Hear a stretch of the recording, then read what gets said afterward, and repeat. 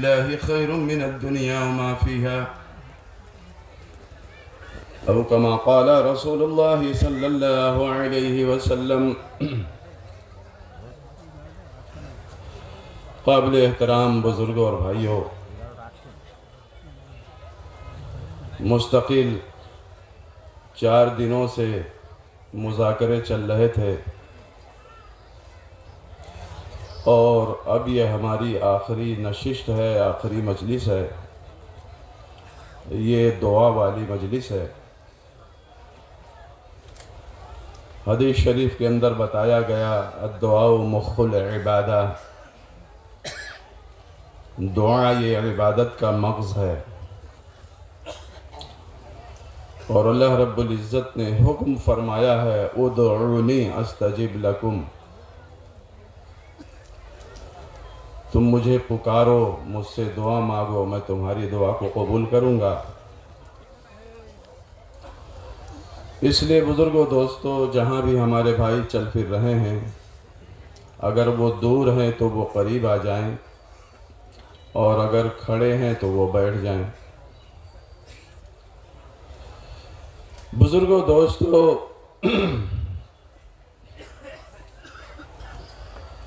یہ اجتماعات کے ذریعے پوری انسانیت کے نام ہمارا پیغام ہے.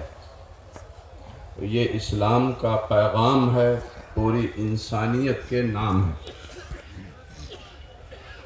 کہ پورے انسانوں کی فلاح اور بہبود، کامیابی اور کامرانی وہ اللہ رب العزت کے احکامات میں، اوامر الہیہ میں، اور اللہ رب العزت کے محبوب نبی حضرت محمد صلی اللہ علیہ وسلم کے مبارک طریقوں میں ہے. ہر ایمان والا اس کا ذمہ دار ہے کہ وہ خود بھی دین پہ چلے اور دین پہ چلنے کی دعوت دے. ذرا مثالوں سے بات سمجھ میں آتی ہے، اس لیے میں ایک مثال عرض کرتا ہوں آپ کے سامنے. شادی میں، نکاح میں دولہے سے قبول کروایا جاتا ہے.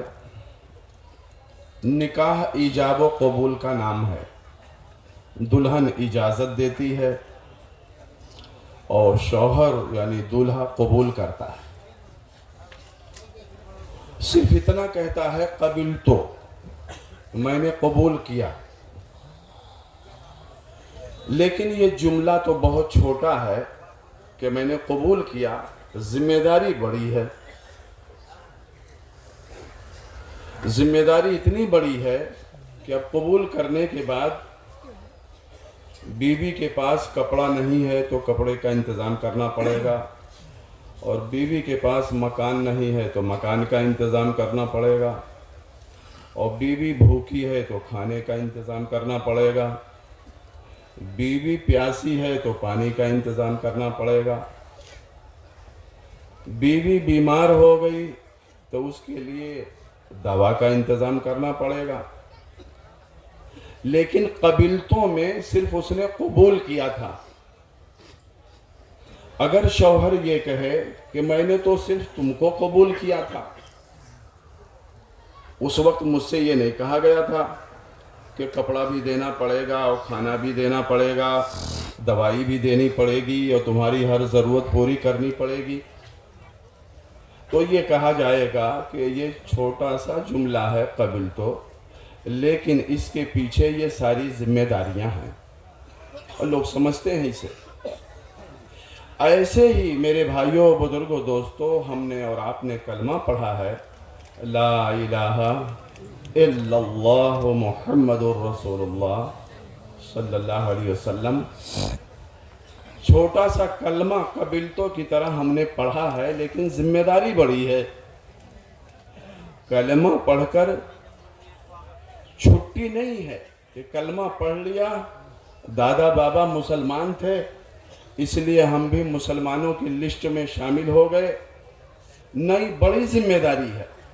कलमा तो छोटा सा पढ़ा है, जिम्मेदारी ये है कि 5 वक्त नमाजों का एहतमाम करना पड़ेगा और रमज़ान मुबारक में रोज़े रखने पड़ेंगे। अल्लाह ने मालदार बनाया है तो फिर हमें ज़कात देनी पड़ेगी, और अल्लाह ने और मालदार बनाया है, इस्तिताअत है, तो हज भी करना पड़ेगा। और झूठ से भी बचना है, चोरी से भी बचना है, डकैती से भी बचना है, कत्ल और बदकारी जिना से भी बचना है। करने के काम करने पड़ेंगे और बचने के कामों से बचना पड़ेगा। मा आताकुमुर रसूलु फखुदूहु व मा नहाकुम अन्हु फंतहु। जो अल्लाह के नबी सल्लल्लाहु अलैहि वसल्लम दे रहे हैं उसको अपना लो, और जिससे मना फरमा रहे हैं उससे रुक जाओ। तो ये कलमा छोटा सा है लेकिन जिम्मेदारी बहुत है। अब कोई मुसलमान यूं कहे कि तो हमने तो सिर्फ अल्लाह रसूल को माना है और कलमा पढ़ा है, तो बुजुर्गों दोस्तों, नहीं, ये कलमा पढ़ने के बाद बहुत बड़ी जिम्मेदारी हमारे कंधों पे आ जाती है। जब जूता पहनने और उतारने में मुसलमान पाबंद है तो जिंदगी गुजारने में आज़ाद कैसे हो जाएगा? जी, हमको तालीम दी गई है, चप्पल पहनने में, जूता पहनने में तरीक़ा बताया गया है, तो फिर ज़िंदगी गुजारने में आदमी आज़ाद कैसे हो जाएगा? इसलिए ये बात समझनी चाहिए। मुसलमान उसे कहते हैं, नबी पाक सल्लल्लाहु अलैहि वसल्लम ने इरशाद फरमाया, अल मुस्लिमु मन सलिमल मुस्लिमून मिन लिसानिही व यदिही, औ कमा क़ाल नबी सल्लल्लाहु अलैहि वसल्लम। मुसलमान वो है कि जिसके हाथ और ज़ुबान से लोगों को तकलीफ़ ना पहुँचे, लोग महफूज रहें, उसे मुसलमान कहते हैं। मुसलमान की तारीफ, मुसलमान पाबंद होता है, आज़ाद नहीं होता। उलमा लिखते हैं जितनी आज़ादी उतनी बर्बादी, और जितनी पाबंदी उतनी सलामती। ये कुछ आवारा जानवर होते हैं, ये नीलगाय वगैरह जो जानवर हैं, आपके बीरभूम में क्या कहते हैं, ये जंगली जानवर हैं? नहीं होते। बहरहाल ये जानवर होते हैं, जैसे सांड हैं, भैंसे हैं, और ये आपके ये कुत्ते ही जो ये आज़ाद हैं। कहते हैं कुत्ता दर दर जाता है, दूर दूर होता है, सबके दरवाजे पे जाता है, आज़ाद है तो सब उसे भगाते हैं। लेकिन वो कुत्ता जिसके गले में पट्टा लगा हुआ होता है, एक मालिक के घर रहता है, तो उसको मालिक कार पे अपने साथ ले जाता है, उसको नहलाता है और उसको दूध जिलेबी खिलाता है। क्यों? एक के दरवाजे पे है। फरमाया इसी तरीके से जितनी पाबंदी उतनी सलामती, और जितनी आज़ादी उतनी बर्बादी। जो आवारा जानवर होते हैं वो हाईवे में लड़के मर जाते हैं, कोई कीमत नहीं लेता, लेकिन अगर किसी की बकरी गाड़ी के नीचे दब जाए तो वो घर वाला कहता मुआवजा दो, या हमने उसको पाला था, क्योंकि वो पाबंद है। तो मुसलमान आज़ाद नहीं है, न देखने में, न बोलने में, न चलने में, न सोचने में, न हाथों पैरों के इस्तेमाल में। अल मुस्लिमु मन सलिमल मुस्लिमून मिन लिसानिही व यदिही। मुसलमान वो है जिसके हाथ और ज़बान से लोगों को तकलीफ़ ना पहुँचे बल्कि महफूज रहे। हज़रत जी मौलाना यूसुफ साहब रहमतुल्लाह अलैह फरमाया करते थे कि मुसलमान को फूल बन के रहना चाहिए, कांटा नहीं बनना चाहिए। फूल से सबको मोहब्बत होती है और फूल को सब लोग सूंघते हैं, और कांटे से सबको नफरत होती है। ये कांटा चुभ जाता है, कांटा गड़ जाता है। कांटा मत बनो, फूल बनो। बुजुर्गों दोस्तों, एक बात मैं और अर्ज करता चलूं। जानवरों की 3 किस्में हैं। حیوان کی 3 قسمیں ہیں. ایک وہ جانور ہے جو نقصان تو کسی کا نہیں کرتا لیکن صرف اپنا بھلا چاہتا ہے, اپنے بیٹے کے لیے, اپنے بچے کے لیے, جو کچھ ہے وہ اپنے لیے.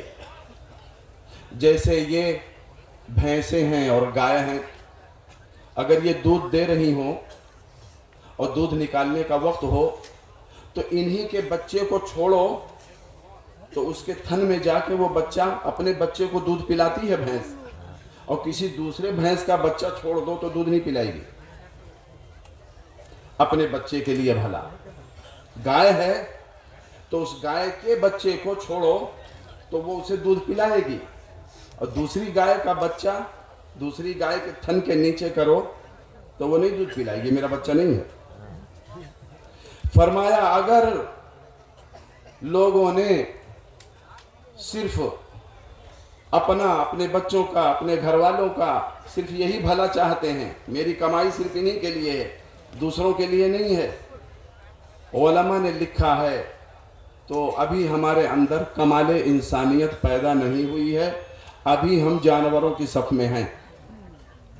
کس کی صف میں ہیں؟ جانوروں کی صف میں ہیں. اتنا تو بھینس بھی کرتی ہے اور اتنا گائے بھی کرتی ہے. جانوروں کی دوسری قسم یہ ہے کہ اپنے بھلے کے لیے اور اپنے فائدے کے لیے دوسرے کو جانور نقصان پہنچا دیتا ہے. فرمایا وہ شیر ہے, بھیڑیا ہے, بھوک لگی تو اپنی بھوک دور کرنے کے لیے دوسرے جانوروں پہ حملہ کر کے اپنی بھوک مٹا لیتا ہے اور دوسرے کو نقصان پہنچا دیتا ہے. فرمایا اگر انسانوں میں یہ قسم ہے کہ اپنے بھلا کے لیے اور اپنے فائدے کے لیے اور اپنے نفع کے لیے دوسروں کو نقصان پہنچا رہا ہے تو اس کے اندر ابھی کمال انسانیت نہیں پیدا ہوئی ہے, ابھی یہ جانوروں کی لسٹ میں ہے. سمجھ رہے؟ میرا بھلا, میری دکان چل جائے دوسرے کی نہ چلے, میری زمین اچھی ہو جائے دوسرے کی بالکل دریا اور سمندر کے کنارے چلی جائے. فرمایا بزرگو دوستو ابھی ہمارے اندر کمال انسانیت نہیں ہے کہ اپنے فائدے کے لیے دوسروں کو نقصان پہنچا دے. جانوروں کی تیسری قسم وہ ہے بزرگو دوستو کہ ان کا فائدہ کچھ نہیں ہوتا لیکن نقصان پہنچا دیتے ہیں. ان کا اپنا فائدہ نہیں ہوتا کچھ لیکن وہ نقصان پہنچا دیتے ہیں. یہ ہیں سانپ اور بچھو. سانپ اور بچھو, بچھو جس کو ڈنک مار دے اور سانپ جس کو ڈس لے وہ بیچارہ پوری رات تڑپتا ہے, اور نہ سانپ کا کچھ بھلا ہوتا ہے نہ بچھو کا بھلا ہوتا ہے. فرمایا ایسے دنیا میں لوگ ہیں, انسان ہیں, دیکھنے میں شکل انسان کی ہے لیکن صفت جو ہے وہ سانپ اور بچھو کی ہے. وہ کیسے؟ غیبت کر کے, چغلی کر کے, شوہر اور بیوی میں جھگڑا کرا دیا, باپ بیٹے میں لڑائی کرا دی, بھائی بھائی میں جھگڑا کرا دیا, خاندان کو خاندان سے ٹکرا دیا, پڑوسی اور پڑوسی میں چغلی اور غیبت کر کے بزرگوں دوستوں قتل کروا دیا. فرمایا ایسے انسان بزرگوں دوستوں سانپ اور بچھو ہیں, فائدہ ان کا کچھ نہیں ہوا, صرف غیبت اور چغلی کر کے بزرگوں دوستوں دو انسانوں میں انہوں نے جھگڑا کروا دیا. میرے بھائیوں بزرگوں دوستوں اس لیے دین جو ہے وہ سیکھنے کا نام ہے. اب تک جو مذاکرات ہو رہے تھے الحمدللہ آپ کو بتایا جا رہا تھا, ہر نشستوں میں بات آئی ہے. یہ بزرگوں دوستوں امانت ہے, جہاں بھی ہم جائیں اس کا مذاکرہ کریں اور لوگوں میں اس کو پھیلائیں. دیکھو محبت بہت بڑی چیز ہے, نفرت اچھی چیز نہیں ہے, عداوت اچھی چیز نہیں ہے. حدیث شریف ہے لا تدخلوا الجنت حتی تؤمنوا, تم جنت میں داخل نہیں ہو سکتے جب تک ایمان نہ لاؤ. وَلَن تُؤْمِنُوا حَتَّى تَحَابُّوا, اور ایمان والے نہیں ہو سکتے کامل ایمان والے جب تک آپس میں محبت نہ کرو. ہم نے یہ سمجھا صرف اپنے بیٹوں سے اور بیٹی سے اور ناتی پوتے سے محبت کرنا, باقی اور لوگوں سے محبت کرنا نہیں, ہر ایمان والے سے محبت. جب تک محبت نہیں ہوگی ایمان کامل نہیں ہوگا. اللہ کے نبی صلی اللہ علیہ وسلم نے ارشاد فرمایا اولا ادلکم علی شیء اذا فعلتموه تحاببتم، کیا میں ایسی چیز نہ بتا دوں اگر کرنے لگو تو آپس میں محبت پیدا ہو جائے؟ افشوا السلام بینکم، تو تم سلام کا رواج دو۔ سلام میں پہل کرنے والا کبر کے شائبے سے پاک ہے، اور سلام کا انتظار کرنے والا وہ کبر کا شائبہ اس کے اندر موجود ہے، اور جس میں ذرہ برابر کبر ہوگا وہ جنت میں نہیں جائے گا، جس میں ذرہ برابر غرور و تکبر ہوگا وہ جنت میں نہیں جا سکتا۔ اس لیے فرمایا سلام میں پہل کرو، کریں گے انشاءاللہ۔ نرمی جوڑ کا ذریعہ ہے، ہم نرمی سے پیش آئیں۔ ہر نبی کو نرمی کی صفت دی گئی،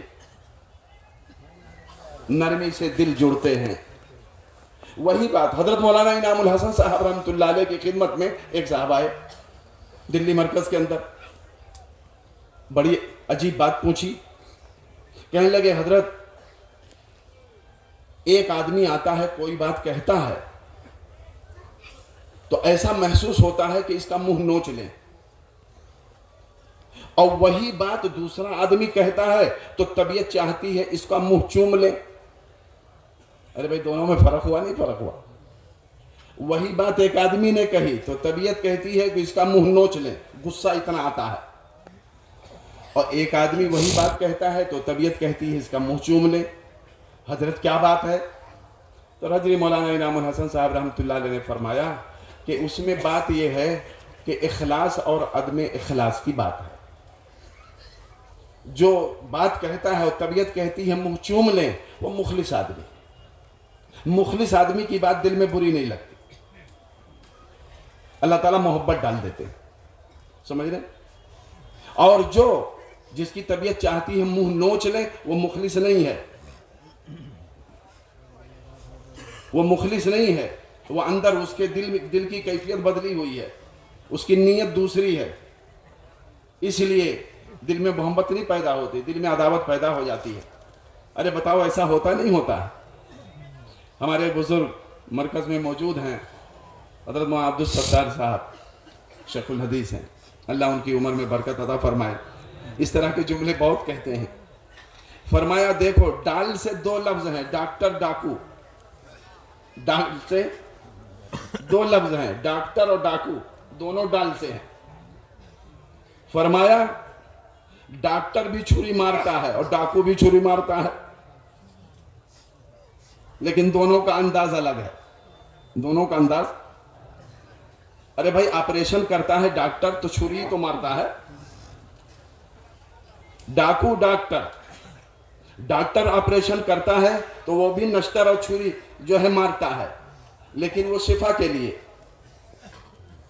اور جو ڈاکو چھری مارتا ہے پیسہ لوٹنے کے لیے تو بے رحمی سے مارتا ہے، تو چھری مارنے کا دو طریقہ نہیں ہو گیا، تو انداز الگ الگ ہوتا ہے، سمجھیں؟ فرمایا سنو جب کوئی بہت غصے میں آ جائے تو اس کا فوراً جواب مت دو، جب کوئی غصے میں آ جائے تو خاموش ہو جاؤ، اس کو بھڑاس نکال لینے دو۔ کہے ٹائر کا، یہ جو گاڑی ہے ٹرک، اس کا جو ٹائر ہوتا ہے ٹیوب تو اس کا اگر پنچر بنانا ہے تو پہلے اس کا ہوا نکال لی جاتی ہے، جب ہوا نکال لی جائے گی تو وہ ٹھنڈا ہو جائے گا، پنچر بنا دو۔ اور اگر ہوا بھری ہوئی ہے تو پنچر نہیں بنا سکتے، پہلے ہوا نکلنے دو۔ ویسے یہ آدمی جو سامنے غصے میں آیا ہے تو وہ ٹیوب میں ہوا جیسے بھرا ہو ویسے بھر کے آیا ہے، خاموش رہو، اس کا یہ بھڑاس نکال لینے دو، اور جب نکل جائے گی تو ٹھنڈا ہو جائے گا۔ ارے بتاؤ بھائی صحیح ہے یا غلط ہے؟ میرے بھائیوں، بزرگوں، دوستوں، یہ سب اللہ کے راستے میں نکل کر بزرگوں دوستوں سیکھا جاتا ہے۔ ایک بات اور عرض کر دوں، زبان اور دانت کا دونوں کا مناظرہ ہو رہا تھا، زبان کا اور دانت کا، زبان اور دانت کا دونوں کا مکالمہ مناظرہ ہو رہا تھا۔ بہت لمبا مضمون ہے لیکن جو نچوڑ ہے وہ میں عرض کرتا ہوں۔ دانت یہ سوچ رہا تھا میں جیت جاؤں، اور زبان سوچ رہی تھی میں جیت جاؤں۔ بہرحال زبان نے دانت سے کہا اے دانت تم بہت سخت ہو، اور میں بہت نرم ہوں. تمہارے اندر ہڈی ہے, میرے اندر ہڈی نہیں ہے. اور تم 32 ہو, میں اکیلے ہوں. دانت تو 32 کا. اور میں تمہارے اندر بچ بچ کے رہتی ہوں, بہت ڈر کے, مڑ مڑ کے, فوراً مڑ جاتی ہوں, اس لیے کہ اگر تمہارے نیچے پڑ گئی تو میں زخمی ہو جاؤں گی. اگر دانت کے نیچے زبان دب جائے تو بتاؤ خون بہ جاتا نہیں بہتا؟ تو زبان نے کہا میں بہت نرم ہوں اور تم بہت سخت ہو. زبان نے کہا اے دانت سن لو, تم جو ٹوٹ جاتے ہو انسانوں کے منہ میں, تمہارے ٹوٹنے کی وجہ تمہاری سختی ہے. سخت ہو اس لیے ٹوٹ جاتے ہو. کسی کے 2, کسی کے 4, کسی کے 32 کے 32, اور ڈاکٹروں سے لگوانے پڑے. زبان نے کہا دیکھو, کبھی بھی لوگوں سے معلوم کر لو کہ زبان کسی کی ٹوٹ کر یا جھڑ کر منہ سے باہر نہیں ہوتی ہے. کبھی کسی کی زبان گرتے دیکھا دانت کی طرح؟ زبان نے کہا اس کی وجہ یہ ہے کہ میں نرم ہوں, میں کسی کے منہ سے ٹوٹ کر اور جھڑ کر باہر نہیں گرتی. اور تم تو ٹوٹ کر گر جاتے ہو, سخت بہت ہو. اور میں نرم ہوں, مڑ مڑ کے بچ کے رہتی ہوں. تو مضمون نگار نے, صحافی نے اس پہ لکھا تھا, بہت اچھی بات لکھی تھی. فرمایا اللہ کو ناپسند ہے سختی زبان میں, اللہ کو ناپسند ہے سختی زبان میں, رکھی نہیں ہے اس لیے ہڈی زبان میں. اللہ کو ناپسند ہے سختی زبان میں, رکھی نہیں ہے اس لیے ہڈی زبان میں. سمجھ گئے بھائی؟ عمر رضی اللہ تعالیٰ عنہ نے ایک صحابی کو گورنر بنایا, پرچہ بھی دے دیا. ایک بچہ آ گیا, عمر فاروق رضی اللہ عنہ کی گود میں کھیلنے لگا. تو وہ صحابی کھڑے تھے, کہنے لگے امیر المومنین آپ نے مجھے گورنر بنایا, اور بچہ آ گیا تو آپ اس میں مشغول ہو گئے, اس سے محبت فرمانے لگے. عمر فاروق رضی اللہ تعالیٰ عنہ نے فرمایا تمہارے بچے نہیں ہیں, اولاد نہیں تمہارے؟ کیا اولاد ہے, بچے ہیں, تم پیار نہیں کرتے ہو؟ وہ کہنے لگا میں تو بچوں سے نہیں پیار کرتا ہوں. عمر رضی اللہ تعالیٰ نے فرمایا پرچہ ادھر لاؤ. جو گورنری کا پرچہ دیا تھا اس کو لیا, پھاڑ کے پھینک دیا. فرمایا کہ جو اپنے بچوں سے پیار نہ کرے وہ امت سے کیا پیار کرے گا؟ تم گورنر بنائے جانے کے قابل نہیں ہو. سمجھ رہے بھائی؟ نرمی جو ہے, نرمی میں اصلاح بھی ہو جاتی ہے.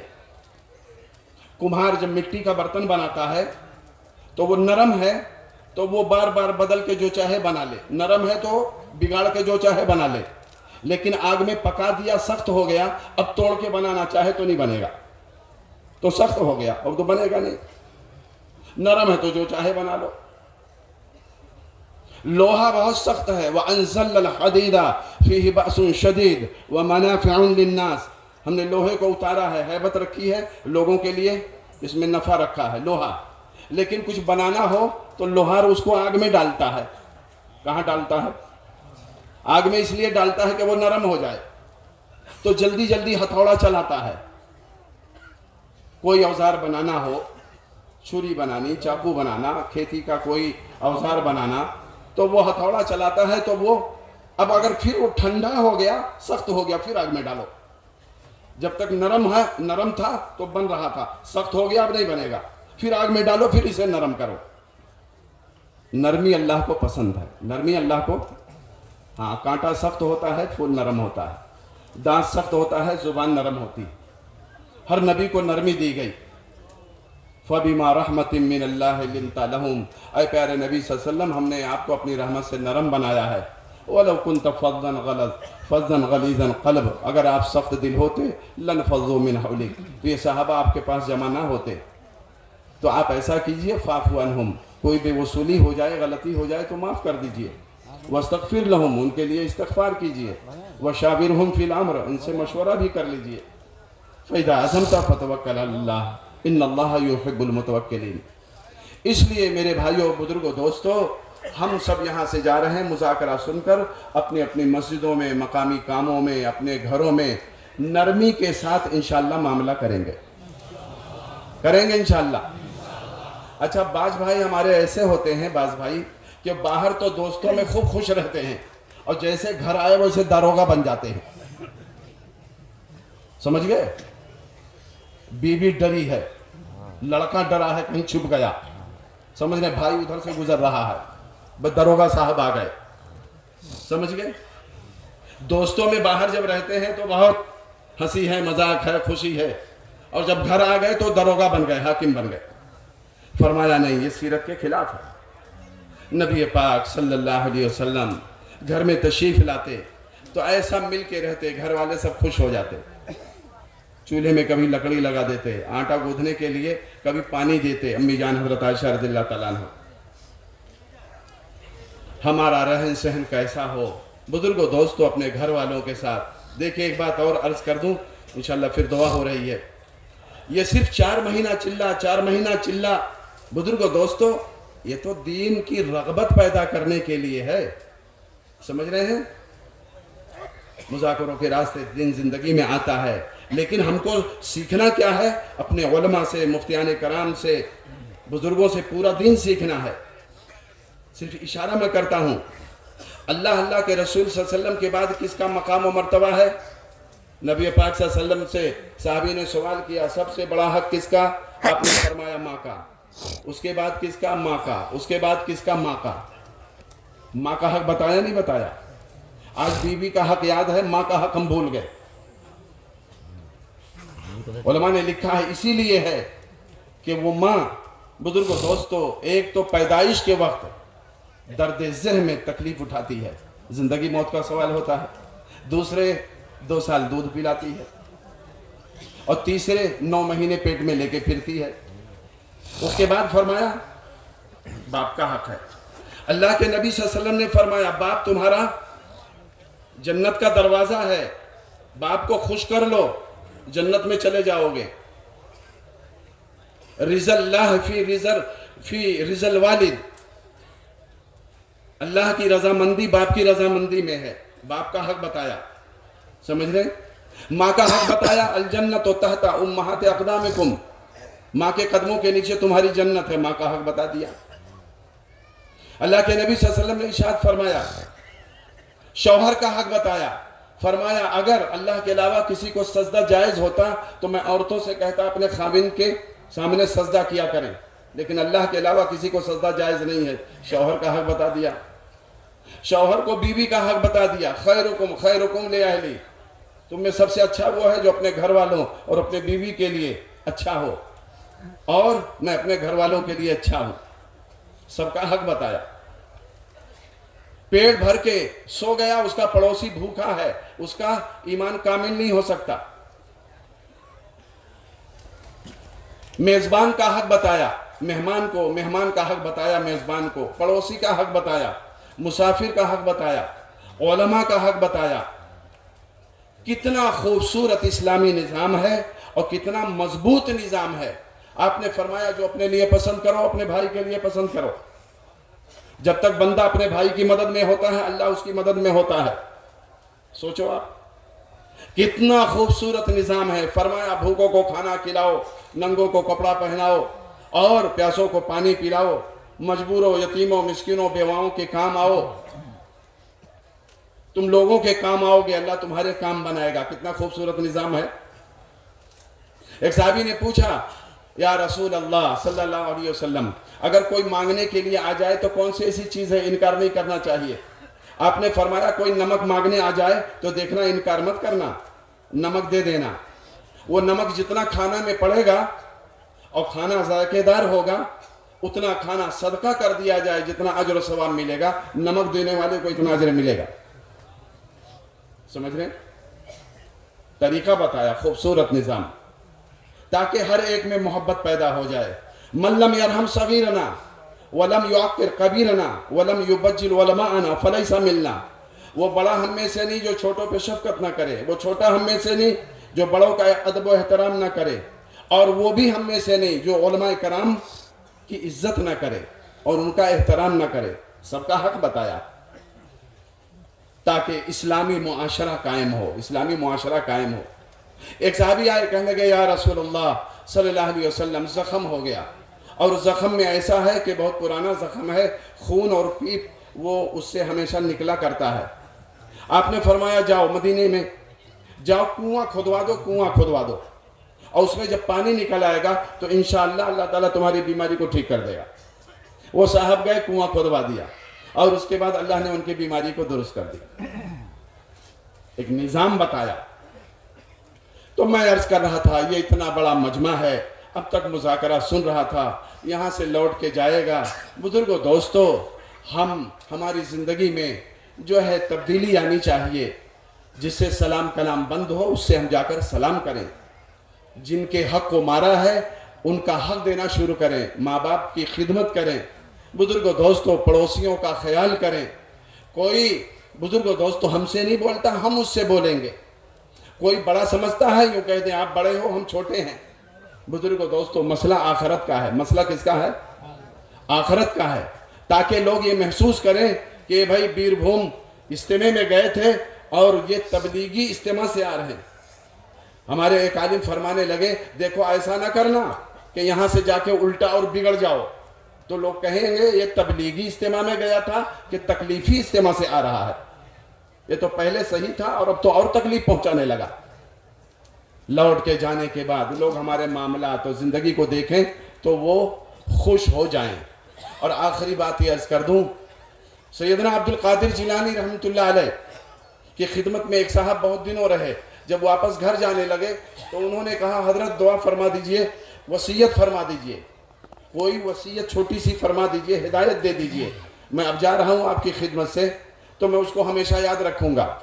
تو عبد القادر جیلانی رحمۃ اللہ علیہ نے فرمایا, دیکھو خدائی کا دعویٰ مت کرنا اور نبوت کا دعویٰ مت کرنا, جاؤ بس یہ دو بات ہے. کہنے لگے, حضرت ایسا بھی ہو سکتا ہے کہ کوئی خدائی کا دعویٰ کرے اور نبوت کا دعویٰ کرے؟ تو عبد القادر جیلانی رحمۃ اللہ علیہ نے فرمایا, میں نے اس لیے کہا خدائی کا دعویٰ مت کرنا کہ کبھی بھی اپنے کو بے عیب مت سمجھنا. بے عیب ذات صرف اللہ کی ہے. بے عیب ذات بعض دفعہ شیطان ہمارے اور آپ کے دلوں میں ڈالتا ہے, صاحب دوسرے لوگ سب بگڑے ہیں, میں تو بے عیب ہوں. پاک اور بے عیب ذات صرف اللہ کی ہے, سمجھ رہے ہیں؟ اور اپنے کو کبھی بے عیب مت سمجھنا. ہاں یہ الگ ہے کہ اس میں کسی لائن کی خرابی ہے, ہم میں کسی لائن کی خرابی ہے, خرابی تو موجود ہے.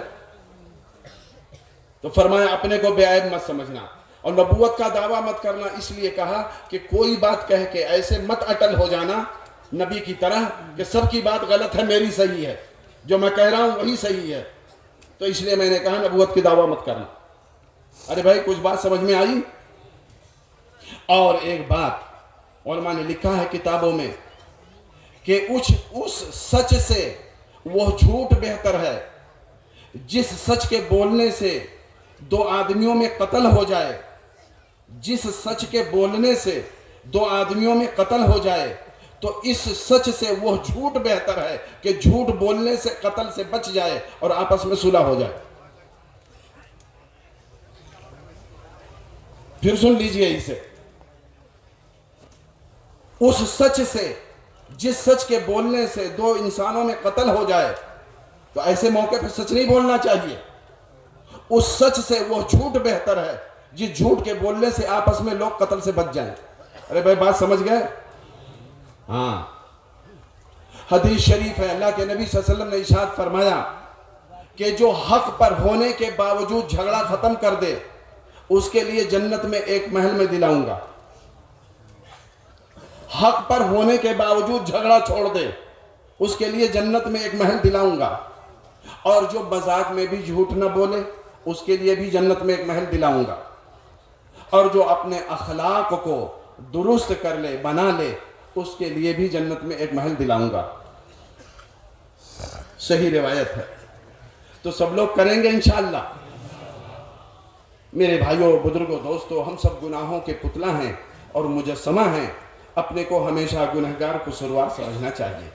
ٹھیک ہے, آپ درود شریف پڑھ لیجئے, دعا مانگ لیجئے. واپسی میں کسی طرح کا